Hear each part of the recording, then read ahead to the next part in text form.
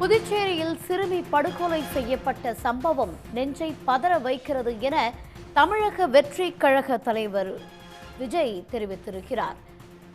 பெற்ற மகளை இழந்து பெருந்துயரத்துடன் வாடும் அவர்களின் பெற்றோருக்கு அவர் ஆழ்ந்த இரங்கலை தெரிவித்திருக்கிறார். புதுச்சேரியில் சிறுமி படுகொலை செய்யப்பட்ட சம்பவம் நெகிழச் செய்வதாகவும் புதுச்சேரி சிறுமி படுகொலை தொடர்பாக தமிழக வெற்றிக் கழக தலைவர் விஜய் தன்னுடைய கண்டனத்தையும் பதிவு செய்திருக்கிறார். கூடுதல் விவரங்களுடன் இணைக்கிறார் செய்தியாளர் விஷ்ணு. விவரங்களை பதிவு செய்ய.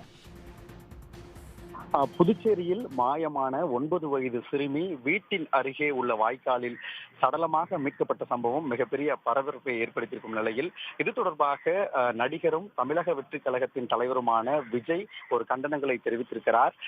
முத்தியால்பேட்டை சோலை நகர் பகுதியைச் சேர்ந்த தம்பதியரின் 2வது மகளுக்கு 9 வயது ஆகிறது. அவர் அரசு பள்ளியில் 5ஆம் வகுப்பு படித்து வரும் நிலையில் கடந்த 2ஆம் தேதி பிற்பகல் வீட்டுக்கு வெளியே விளையாடி கொண்டிருந்த நிலையில் சிறுமி திடீரென மாயமானார். இந்த சம்பவத்தில் அவர் சடலமாக வீட்டின் அருகே சடலமாக மீட்டெடுத்திருப்பது ஒரு மிகப்பெரிய ஒரு பரபரப்பை ஏற்படுத்தியிருக்கிறது. இந்த நிலையில் புதுச்சேரி முத்தியால்பேட்டையைச் சேர்ந்த 9 வயது சிறுமி பாலியல் துன்புறுத்தலால் படுகொலை செய்யப்பட்ட சம்பவம் நெஞ்சை பதற வைக்கிறது என நடிகரும் அரசியல் கட்சி தலைவருமான விஜய் கண்டனங்களை தெரிவித்திருக்கிறார். பெற்ற மகளை இழந்து பெருந்துயரத்துடன் உள்ள சிறுமியின் பெற்றோருக்கு கனத்த இதயத்துடன் ஆறுதல் சொல்ல கடமைப்பட்டுள்ளேன் எனவும் சிறுமியை மிருகத்தனமாக ஈவு இரக்கமின்றி படுகொலை செய்த கொலையாளிகளுக்கு சட்டப்படி அதிகபட்ச தண்டனை பெற்றுத்தர புதுச்சேரி அரசு உரிய நடவடிக்கை எடுக்க வேண்டும் என்றும் தமிழக வெற்றிக் கழகம் சார்பில் கேட்டுக்கொள்வதாக நடிகரும் தமிழக வெற்றிக் கழகத்தின் தலைவருமான விஜய் தற்போது தன்னுடைய கண்டனத்தை தெரிவித்திருக்கிறார். அந்த செய்தியை தற்போது நாம் பார்த்துக் கொண்டிருக்கிறோம்.